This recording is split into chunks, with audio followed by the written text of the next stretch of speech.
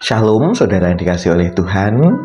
Kasih karunia dan damai sejahtera di dalam persekutuan Roh Kudus kiranya hadir di tengah-tengah kehidupan kita. Saudaraku, kita akan bersama-sama meresapi sabda firman Tuhan yang terambil dari Lukas 4 ayat yang ke-5 sampai dengan yang ke-8, yang demikian sabda firman Tuhan. Kemudian ia membawa Yesus ke suatu tempat yang tinggi, dan dalam sekejap mata ia memperlihatkan kepadanya semua kerajaan dunia. Kata iblis kepadanya, "Segala kuasa itu serta kemuliaannya akan kuberikan kepadamu, sebab semuanya itu telah diserahkan kepadaku, dan aku memberikannya kepada siapa saja yang ku kehendaki. Jadi, jikalau engkau menyembah aku, seluruhnya itu akan menjadi milikmu." Tetapi Yesus berkata kepadanya, "Ada tertulis, engkau harus menyembah Tuhan Allahmu, dan hanya kepada Dia sajalah engkau berbakti." Saudara yang dikasihi oleh Tuhan, menurut kesaksian Lukas, cobaan iblis kepada Tuhan Yesus yang kedua berkaitan dengan kemuliaan yang ada di dunia ini yang akan diberikan kepada Yesus ketika Yesus mau menyembah iblis. Namun Yesus menjawab, "Ada tertulis, engkau harus menyembah Tuhan Allahmu, dan hanya kepada Dia sajalah engkau berbakti."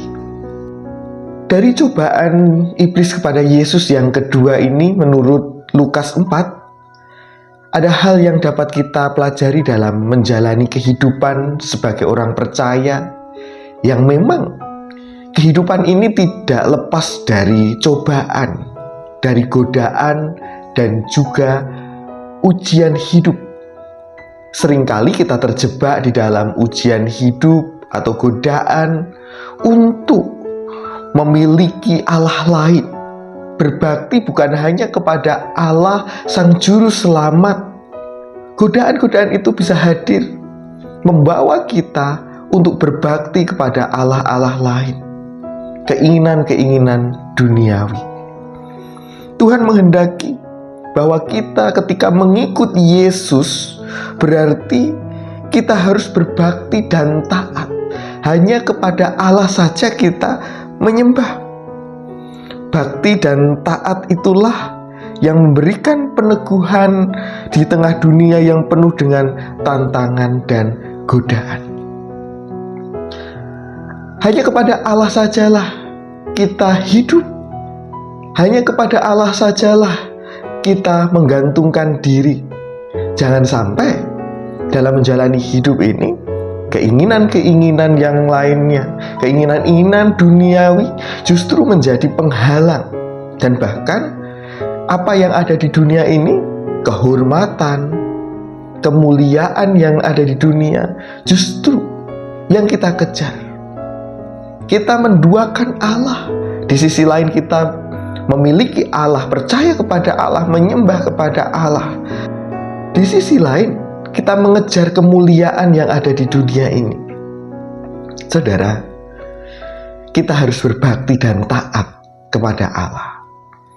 Memang bukan perkara mudah ketika kita berbicara mengenai kehidupan di dunia, penuh dengan tantangan, penuh dengan godaan, penuh dengan intrik, yang seolah-olah kita ini berbakti, namun pada akhirnya kita dibelokkan di dalam hal-hal yang tidak baik. Saudaraku, mari ketika kita menjalani kehidupan sebagai orang percaya, ada hal yang harus kita nyatakan, sesuatu yang seturut dengan kehendak Tuhan, seturut dengan tuntunan Tuhan. Dan inilah yang harus kita hidupi. Jangan sampai menjalani kehidupan di dunia ini kita hidup di dalam tata cara hidup seperti dunia. Memang bukan perkara mudah untuk menjalani kehidupan di dalam kerangka kehidupan Allah atau seturut dengan firman Tuhan. Dan bahkan manusia seringkali terjatuh di dalam dosa. Namun bukan berarti kita melegalkan dosa, kita melegalkan atau mengiyakan apa kata dunia. Firman Tuhan adalah kebenaran, dan kebenaran itulah yang harus kita hidupi, sekalipun semuanya butuh perjuangan di dalam kehidupan kita. Firman Tuhan adalah kebenaran, dan firman Tuhan inilah yang harus kita hidupi. Tetap semangat untuk menjalani kehidupan, untuk hidup meneladani Kristus, sekalipun memang berat, dan bahkan kita sangat jauh daripada kebenaran. Namun, mengupayakan hidup benar di dalam Tuhan adalah sebuah kemestian bagi kita sebagai orang percaya. Jangan kompromi terhadap dunia, tetap hidup di dalam persekutuan dan pergumulan dengan Tuhan. Tuhan menguatkan kita. Amin.